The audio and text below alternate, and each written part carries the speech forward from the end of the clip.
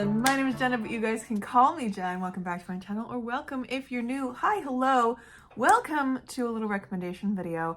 I reached out to my lovely followers on Instagram. If you're not following me on Instagram, best go do that so that you can be part of these things when they're on there. But I reached out and said, hey, what are you guys in the mood to read? What do you want to be recommended? And I got a couple little prompts back, so we're just gonna go through them. We're gonna start with sci-fi with cats. I love this. I love this so much. Mainly because I also know that Holly from Holly Hearts Books did a video on this recently, so I will leave that tagged below if you want to go see more of those.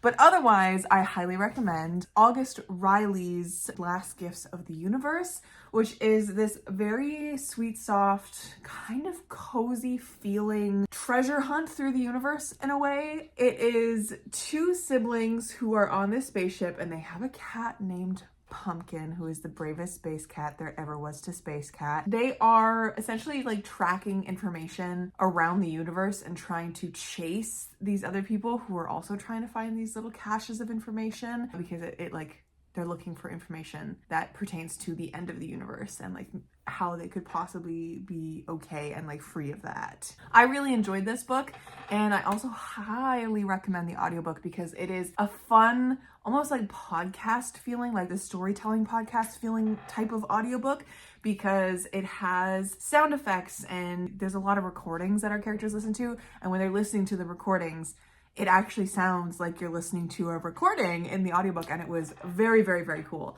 I highly, highly recommend this. And then I also really recommend the Chilling Effect trilogy. Is there an actual name for this trilogy? I don't know. This trilogy by Valerie Valdez.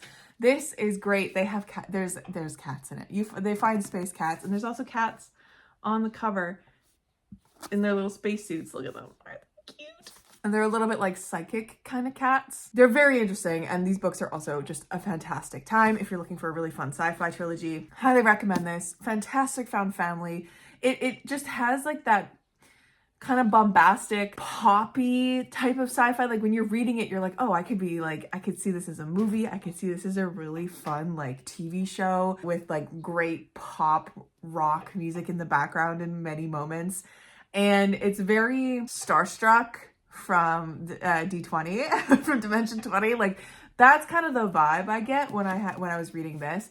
So we're following the captain of the Sirena Negra, Ivo Inocente, and her crew as they're going about doing odd jobs. And then Captain Ivo Inocente is blackmailed because someone is holding her sister hostage, and she must do some stuff to get her sister back and save her sister. And there's all sorts of other stuff happening. It was great. It was wonderful. I love the characters in here. Very queer, very diverse, incredible cast, and space cats. Amazing. The next one is asking for a fantasy recommendation with the world falling apart. Now I have two main ones for this. Also, I should have said this at the beginning of the video, but I will be leaving these prompts down below, and if you have any more recommendations to fill in for them, please leave them in the comments underneath those comments. You know, like reply to those comments with the recommendations. Please do so, because that's always a great way for more people to find more recommendations. But I have two recommendations for this. World Falling Apart is apt for this climate we are in. And first up, the 5th season by N.K. Jemisin. This is a world that is literally blowing itself up. The first line, let's start with the end of the world, why don't we? Get it over with and move on to more interesting things. Bananas, crazy, cuckoo bananas. This world is crumbling. The world is angry. The earth is mad. And every so often there's a 5th season, not just the 4 seasons that we know, there's a 5th one where it starts to just explode and like rip things apart and try to destroy humanity on the surface. And it's humanity trying to survive. We are following a mother in this who has just lost her son because her husband just murked him. He just also kidnapped their daughter and like took off with her. So she is trying to find her daughter and her husband as the world is falling apart and as people are migrating places, and like basically just everyone is a refugee at this point because there's nowhere safe to be. She also has this power. She's an Origine, and Origines in here have the ability to manipulate the powers of the earth and also stabilize the powers of the earth. But these kind of people are very strictly monitored and controlled by the government in here. So, you know, world's falling apart. She's got earth magic. It's my favorite trilogy of all time. Read this. This is required reading for my channel at this point.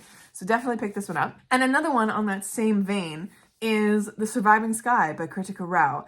This is a world that really, it feels like, if you are a watcher of Critical Role, it feels like EXU Calamity a little bit, because we have flying worlds, flying floating cities, etc. There's a bunch of these that fly around, and they're controlled by architects in here who have this ability to keep these things afloat and all that kind of stuff, and they like maintain it and its floating abilities, right? And then they go and like they charge in stations, and then they keep going, because the world down below is rife with storms and monsters, and it's being destroyed and that kind of stuff. So the world in this is crumbling and falling apart. And also the world of our main characters, which remind me of Loquacious and Laren from EXU Calamity. Their world is also falling apart. Their relationship is falling apart. And most of this book, it's very unique. It's following their relationship and the ups and downs of that as the world around them is crumbling and falling apart and shit's breaking. Like, this blew me away, and I cannot wait to continue with this trilogy. And this trilogy, the conclusion is coming out in September of this year. I'm so excited. But yeah, pick this up. It's fantastic. Next is a easy to get lost in, with the caveat, like a smutty romance, but with no smut, and it's preferred to be fantasy, please, is what they asked for. What I'm taking away from this is something that you could it's compulsively readable, easy to get lost in, because we all know what it's like reading a smutty romance. You just get all wrapped up in it, you're kicking your little feet, and it's like 1 a.m. and you can't go to bed because you're like, what about the enemies becoming lovers? Like that kind of a feeling when you're reading a book, but they've asked for no smut. I was looking at books that were like not only books that I could get lost in, that like just kind of consume you, atmospheric, if you will, but also books that I just could not put down, which is a little hard to figure out, because one, that's another prompt in this video, books that I could not put down, but also because I am the kind of person who gets really up in my own business and like sees a 400-page fantasy book and goes, I want to read this in one sitting. And if I don't, I will be mad at myself. There's a difference between me actually finishing a book in one sitting, which is what I tend to do with those big fantasy books, because I just refuse to stop reading. It's like a personal challenge in some ways. And then books that I actually cannot put down. So books that I cannot put down is a prompt that I'm talking about later in this video, so don't worry about that. But the books that I can get lost in, there's a couple. The ones that I just like, they're so sweet, you just want to keep reading, you want to keep gobbling them up, you know? First one, Emily Wilde's Encyclopedia of Fairies by Heather Fawcett, and this whole series. I didn't quite like this one when I read it. I just don't think I was in the right mood for it. But if you're in the mood for something cozy and atmospheric and has a really interesting bundle of characters, and it has a really neat romance going on with no smut, don't worry, between our main character Emily and her rival Wendell Bamblebee, pick this up. Like this world is so delightful. I low-key want to reread this one and the second one before going into the third one that just released, and it's a completed trilogy, so you can just like completely get lost in this amazing world where our scholar Emily is in this one writing an encyclopedia of fairies, and she is going to different places. Basically in this book she's specifically going to the far north. It does not tell me exactly where, but it's the far north. It's wintry, it's cold. She goes out there to like do more research essentially. She's got her dog Shadow, and she is obsessed, kind of. She's a scholar of the fair folk, and she up there, like her rival Wendell Bamblebee shows up, and there's a lot of fun banter, and she's got such a unique personality. Emily, I believe she's on the spectrum. I believe that Heather Fawcett has said that Emily Wilde is on the spectrum. I could be wrong, but she reads very neurodivergent. But yes, this world is just something that you can easily get lost in. And what I love about these books particularly, and is one of my favorite things about the subgenre of light academia, if you will, and this particular kind of read, is that it's written in a journal format. And so you also have this kind of sense of comfort because you know the character is okay at the end of it, because she's writing these stories and these journals after the fact. It's great. It just has a little bit of a sense of like, oh, I'm in this little whimsical world, and I completely got lost in this. I didn't really eat this one up, but I ate the second one up, and I just know that if I go back into this one, I'm going to eat it up. But this is definitely something you get lost in. If you want something a little bit with more teeth, I would say Nettle and Bone by T. Kingfisher, because this is definitely something that feels fairy tale-esque, but like in the Brothers Grimm style, which makes sense because girly pop T. Kingfisher is doing a lot of retellings in the Brothers Grimm area, and she's coming out with another like a Snow White retelling later this year. But there's like the Goose Girl, is that what this is? Goose Girl retelling, Sorceress Comes to Call. If you can hear anything in the background, that's my kitten. She's currently going through goose times, her zoomy times, so there's that. Anyways, this feels like a fairy tale with like the darker, grittier tone to it, and I just remember absolutely falling in love with it because also, T. Kingfisher has incredible banter, and the way that she writes her characters, I love it so, so much. Speaking of, I'll also recommend Sword Heart by T. Kingfisher. This is an absolutely phenomenal book because of the banter. These, in my opinion, are T. Kingfisher's two best books that she has written that I have read. I've read a number of her books, but like, so far, these are the two best books that I have read from her. They are just absolutely phenomenal. I love them so deeply. She has such a knack for writing the like bodyguard romance trope type of thing. And they're just delightful and I eat them up. I love them so much. And I don't believe there's any smut in here. There is sex, but it's a little closed door. It's not like smut, you know? So there's that. But that is, I think, my favorite T. Kingfisher book is Sword Heart. Freya loves paper, and the paper that comes in boxes, packing paper, she's obsessed with. So it's all over my floor. Are you gonna just be a noisy goose? Yeah? Oh, you're playing with your spring, that's why. Okay, ready? I don't remember what I was talking about. This, grittier, has teeth, feels cozy, but still like has a little bit of an edge to it, has that found family, has incredible characters that you just can't get enough of. It follows our main character who is trying to essentially go on a quest to save her sister. And to start that quest, she has to basically appease this local witch by doing 3 impossible tasks. She does so because she's very determined, and she collects the witch and a bone dog and this beautiful man, a disgraced ex-knight, a reluctant fairy godmother, and an enigmatic grave witch and her chicken familiar. And it's great. I loved this and I just ate it up. And then a book that I will talk about for the end of time. You've already guessed it. It's popped into your head. I know you have. Empire Makes House by Erin M. Evans. I had to sneak it into this recommendation list somehow. This is a book that I got absolutely sucked in by last year. I read this book 4 times. 4 times through, because the first time I read it, I could not put this down. I was obsessed with it. I couldn't get it out of my head. I read it in like 1 or 2 sittings. Such an incredible mystery to get lost in, and the world is beautiful. The characters are just amazing, and it's so complex and wonderfully knitted together that it just keeps you wanting more.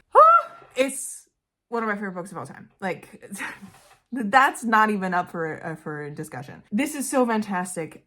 And also, when you get to like chapter 3-ish, it punches through the pages, it grabs you by the throat and doesn't let you go. And I could not stop reading this. This was incredible. This is definitely one to get lost in. And the second book is out already as well. And Relics is just fantastic as well. You're going to fall in love with these characters. It's the best.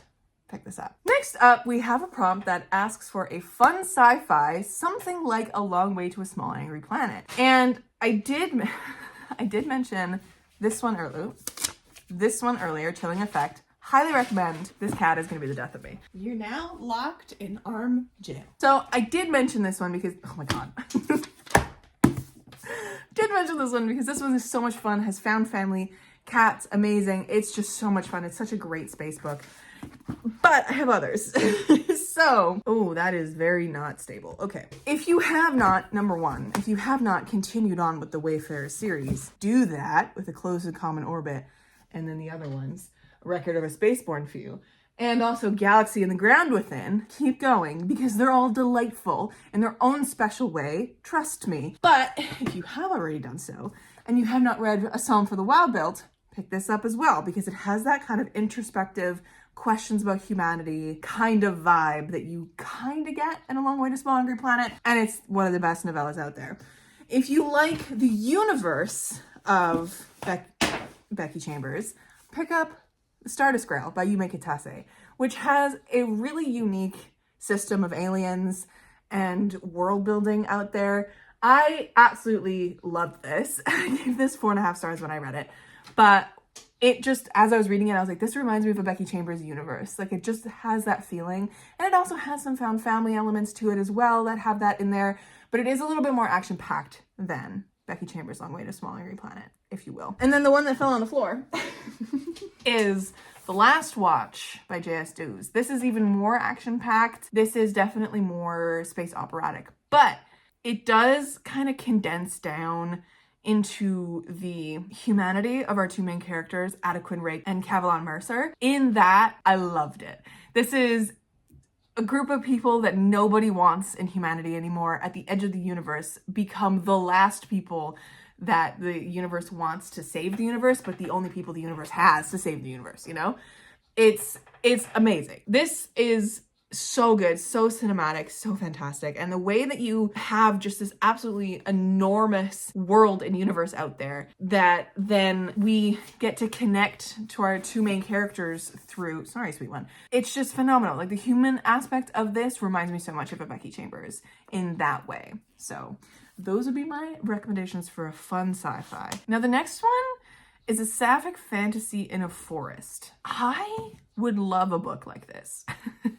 And the only book that came to mind when I was thinking about a sapphic fantasy in a forest is The Jasmine Throne by Tasha Shuri. Because there is a beautiful forest that wraps around this kind of small city that they're in. And it's a little bit of a dangerous forest. It's got secrets in the trees. It's a little interesting. And the locals are fine with it because they know this is they know how to handle the forest. But foreigners do not, and it's not a fun time for them. I think this is probably gonna get you there for sapphics in a forest. This whole trilogy, definitely sapphics in a forest. This is great, revolutionary, incredibly world-built story with some really cool characters. I just love Tasha Shuri's work so much. This follows Malini and Priya. Priya is a maidservant to Malini through this. Malini is the imprisoned sister of the emperor. The emperor himself has imprisoned her, and he is cruel as fuck and keeps her basically docile, dosing her with this drug. And there's a lot of side characters, revolutionary. It's fucking great. Read it. Read it. And also, if you have more recommendations for sapphic fantasy in a forest, please leave them down below because your girl loves some sapphic books. Okay, where are you going? Next up is kind of related, and it's a fantasy book, preferably queer and cozy, where plants are an important part of the book. Now, do I have any recommendations for this? I have one that's YA that is not cozy, but it is This Poison Heart. I think that's what it's called, by Kaylin Bayron. This did not work for me at all, but it is sapphic, and it is a kind of Greek myth retelling with, I believe, our main character's name is Bree because of Briseis, and she is very tuned into plants and stuff like that. I would also recommend my own book that's coming out later this year, A Favored Fae, because our homegirl Mary, my main character is a like little kind of kitchen witchy type vibe, and she, you know, plants a lot of different herbs and plants and different kind of things like that, and they matter to her magic and stuff like that. Or something along the same lines, I would probably recommend The Spell Shop by Sarah Beth Durst, because this is cozy and it also deals a lot with like gardening, and our main character Keela has a sentient spider plant friend who's the best. and also in here, Keela is trying to bring back the magic of this town by healing a lot of the plants around the place. So there's plant elements in here, and it is also very important. And also this sentient spider plant is very important. This is about Keela, as I said, who flees a burning library with a bunch of spell books that are illegal. And she goes home back to where she was born, hides out in her cabin, says, I don't want to do with anyone else. We're just going to hide out here and we're going to survive for as long as we need to. That lasts for like 6 hours. She turns out to be pretty useless with like surviving because she's a librarian and she has not seen the light of day in years. And so she, you know, slowly gets the help from the townspeople. The townspeople love her. She falls in love with the town. It's all this kind of stuff. And it's very, very, very cozy, very whimsical, and I love it. And also, if you have any other recommendations for this one as well, please put them in the comments, because I think that'd be really, really cool to have more like plant-based magic systems as well. Oh, I guess plant-based magic systems, I would go for Jasmine Throne. Definitely not cozy though, but is queer, so we love that. Oh, also Spell Shop, not queer in the main character, but there are queer characters in it. And then my book, of course, is queer. This next one is queer paranormal investigators / detectives like Lockwood and Co, but queer. I have never consumed any Lockwood and Co anything. So I looked it up and it kind of feels a little bit like typical mystery type of stuff. And one of the things that came to mind, specifically because you said paranormal, I do not have any paranormal, unfortunately. I don't have any paranormal stuff. I'm not a big paranormal reader,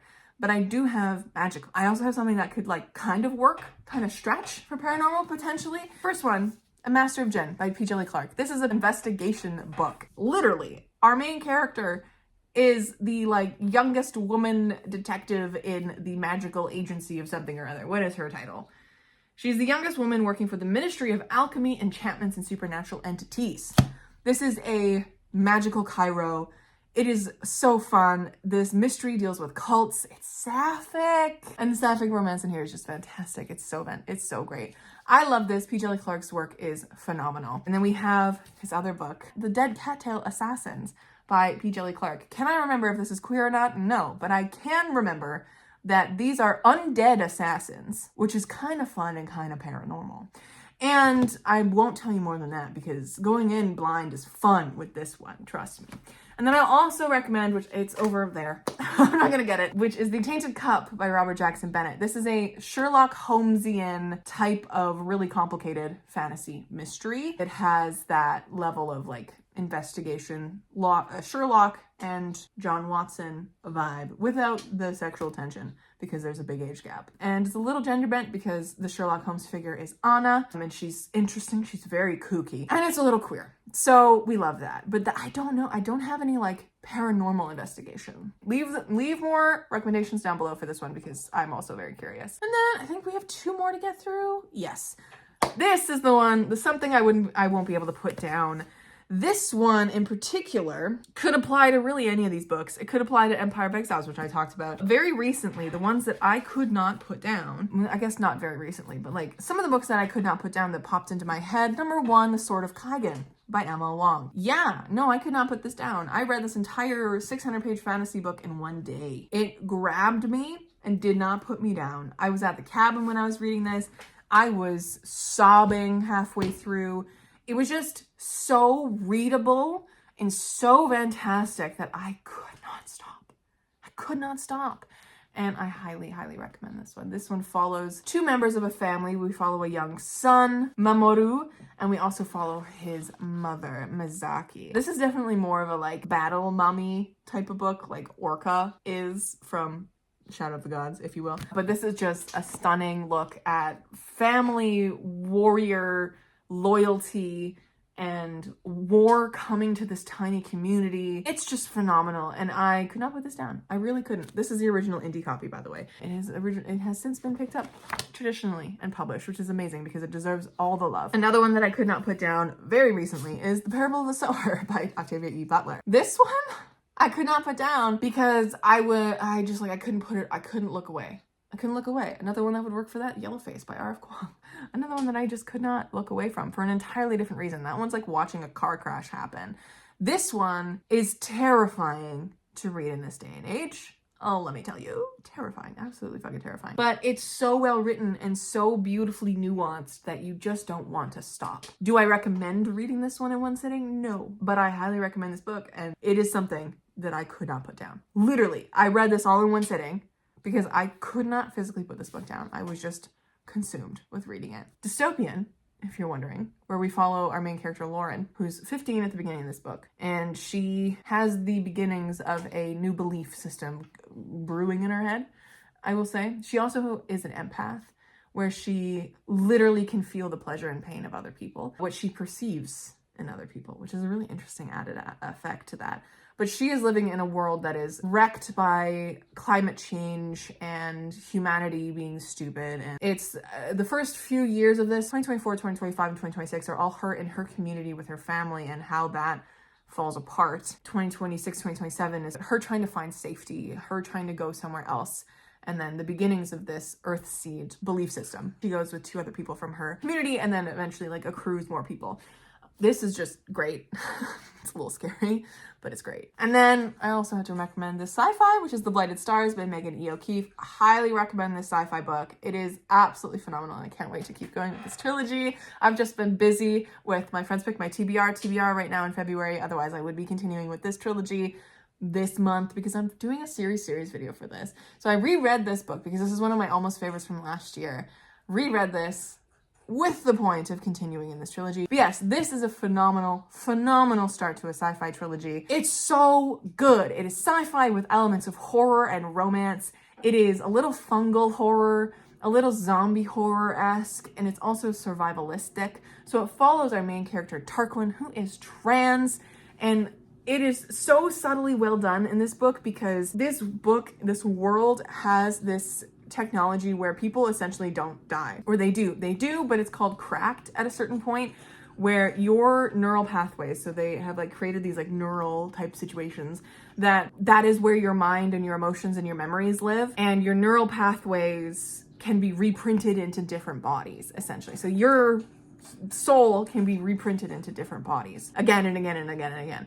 And so Tarquin is our main character. He is the Mercator son of this like really big family that is into mining all these different planets, all these different worlds. There's a problem with this because there is also this fungus, this shroud that is coming in after they do their mining. This shroud comes in and kills everything else on the planet. They claim their mining has nothing to do with this because there's no proof that their mining has or what they used for their mining has any tie to the shroud at all. Tarquin, at the beginning of this, wants to prove this indefinitely, and he is going on a mission to this new Sixth Cradle planet to, mine and then prove that it has nothing to do with the shroud. On the way there, ship gets attacked, misprints start happening, which are people that print out of the printing machine, wrong, no souls, completely fucked up, misprints, literally, and they're zombie-esque type animalistic meat sacks, essentially. That's a terrible sentence, I'm so sorry. But they start attacking. Tarquin's father gets killed, but that's fine because he gets reprinted back at home. Tarquin, though, goes against his father's orders, and with this new person that has just been printed, the EX, Lockhart, he is going to, go to Sixth Cradle and, continue this thing. But they end up crash landing on Sixth Cradle to find it dead, already dying, already there. The shroud, it's already there. So shit's bad. EX Lockhart is not who she seemed. She is actually Nyra Sharp, and Nyra Sharp is the head of the Conservators, and she's the one who was blaming the Mercator family for fucking everything up with the shroud. So very complicated, very complex, very delicious. The banter in here is so fucking good, but it's phenomenal. It's phenomenal. Like, it's survival with these people that with the crew that they have on this planet that is dying, and it's a little romance. I'm so excited to keep going with this.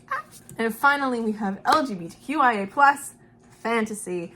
Now, my friends, so many things. Okay, let's go through them. The Jasmine Throne. We've got, this is fantasy sci-fi. We got The Principal Moments by Esme J. Cammy Persons. Fantasy sci-fi, Achillean. We've got The Spear Cuts Through Water by Simon Jimenez. Achillean. One of the coolest books you're ever going to read. The storytelling in that one is so cool. My Books, A Second Story by J. Colligan. Or A Little Luck by J. Colligan. Fun facts. We have The City of Dusk by Tara Sim. There's queer characters in here. We have The Prior of the Orange Tree. There's queer characters in here. We've got Black Sun, this entire trilogy. Queer characters in there. One of our main characters, Shiala, is bisexual, and we love her for it. Literally anything. The Adventures of Amina Al-Sarafi has a trans character in it, which is really fun. Pick one. There's so many. I talked about so many on here. That is one of my favorite things to recommend on my channel. So, but yeah, leave me a comment in that one specifically on that LGBTQIA+ fantasy prompt. Leave a comment attached to that one, leave a reply with your favorite one that you've read recently, please, because I would love to know, and I'm always here to expand my TBR. But anyways, my friends, thank you so much for hanging out with me. Those are all the recommendations I have today, but I love doing these videos, so if you want to tag into the next one, please feel free, follow me on my Instagram, and I will be doing that there, and we'll do some more recommendations soon. But I apologize again for the sound of my kitten in the background because she is currently being a menace. She's at least entertaining herself. It's just a little noisy with, like, she's playing with one of those ball toys that just goes around and around and around and around. Hence the sound. So there's that. But thank you so much for watching. I will catch you in another video very soon. Stay kind and keep on reading. That is the source of the noise, for the most part.